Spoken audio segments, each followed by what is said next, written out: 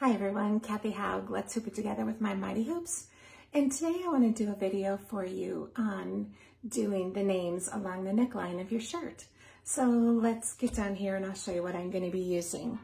So I'm going to be using the adjustable freestyle fixture, sorry about that, and the base. So this is the adjustable freestyle fixture and this is the base. So to put it on, you just easily put it right on here and you tighten it right here with the nut. And to adjust it for the different hoop styles, you slide it along here and there's two screws right under the bottom, right here, one on each side.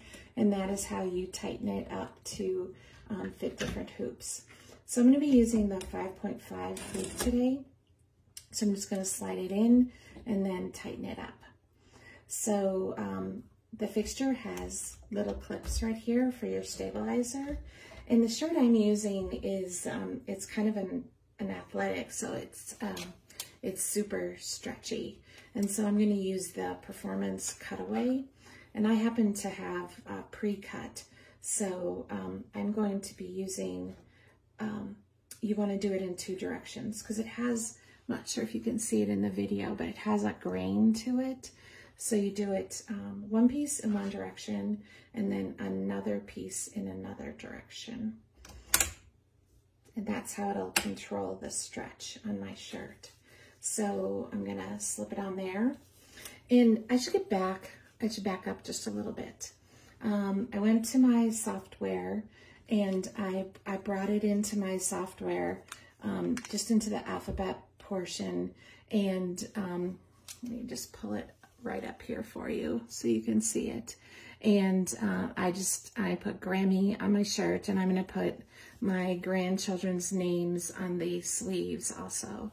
And then when I typed in Grammy, then I clicked on it, hit the circle function, told it to go to the bottom.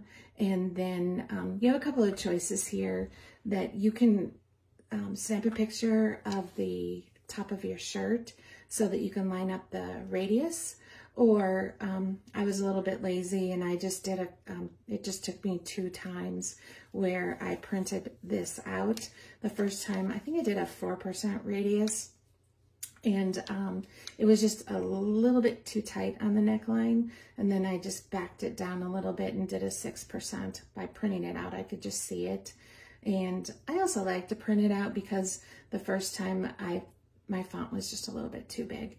And so I backed down the sides of my font and I liked the little bit smaller font that I chose a second time.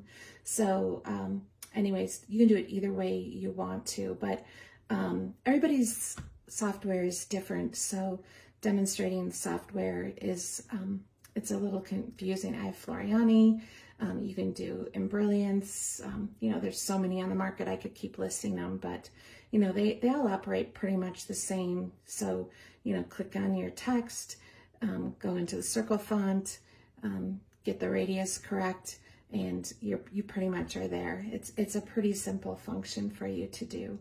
But so I've got it just on here, and I'm gonna slip it on. It's why I really like the adjustable freestyle fixture, because all I really need to do, and it kind of depends on your machine. I have a brother, so for me, I've got the camera, so I can just get this in the center of my hoop, or close to the center of my hoop, and then I can go to my machine and line it up. With you guys, where you have to specifically get it into your machine. There's cross-hatching here. Let me remove my pin. I kind of stuck a pin in the middle there.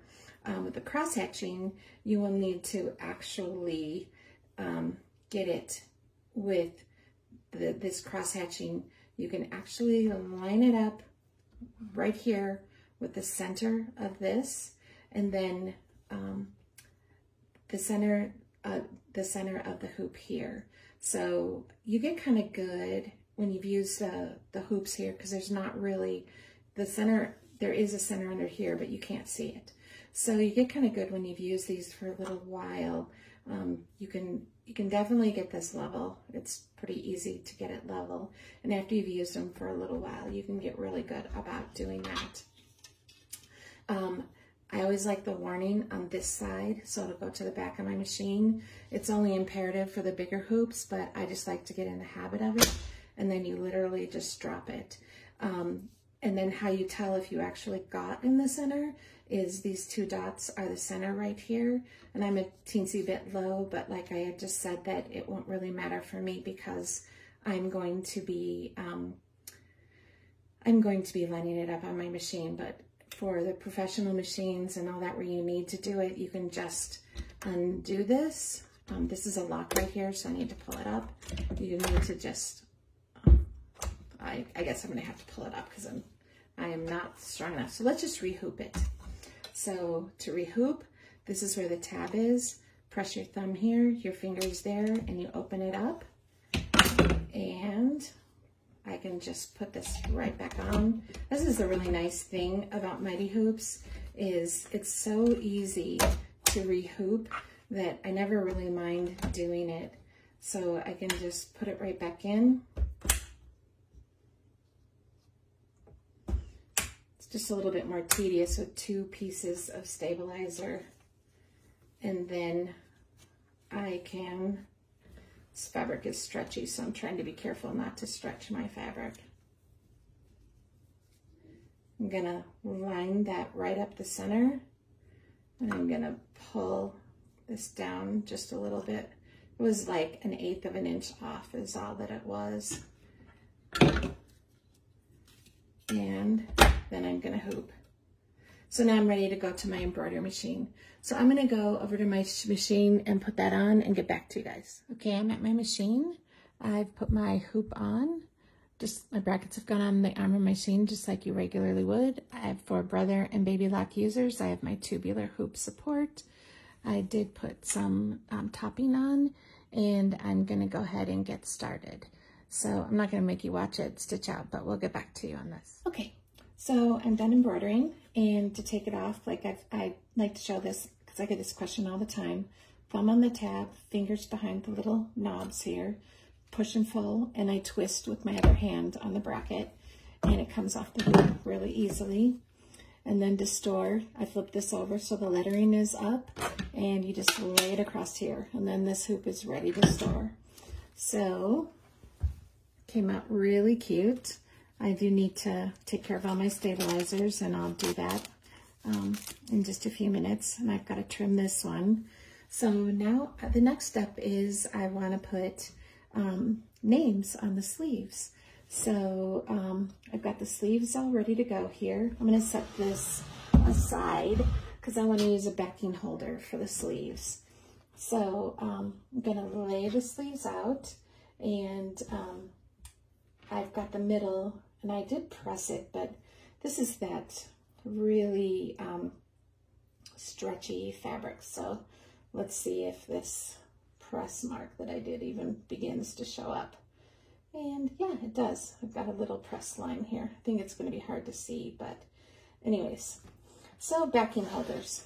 I like the backing holders because this is a narrow sleeve and it's just not going to go on a fixture of any type.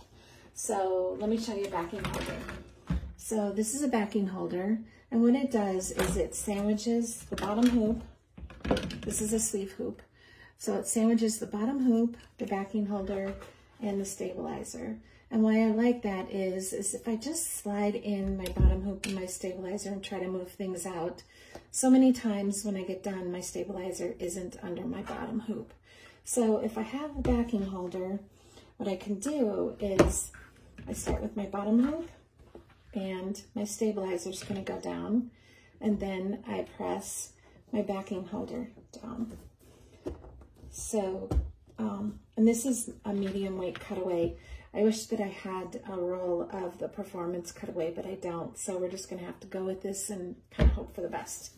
So anyways, now I have this nice little unit that I can just slide into my sleeve, and I can move things around, and I'll always know that my stabilizer is under. Okay, and so to hoop this, what I'm going to do is to make sure that it's easiest so that the sleeve goes in. I want the tab, which is going to be to me at the machine, is going to be at the sleeve. And this will make more sense when you get to your machine. So it's going to slide in right here.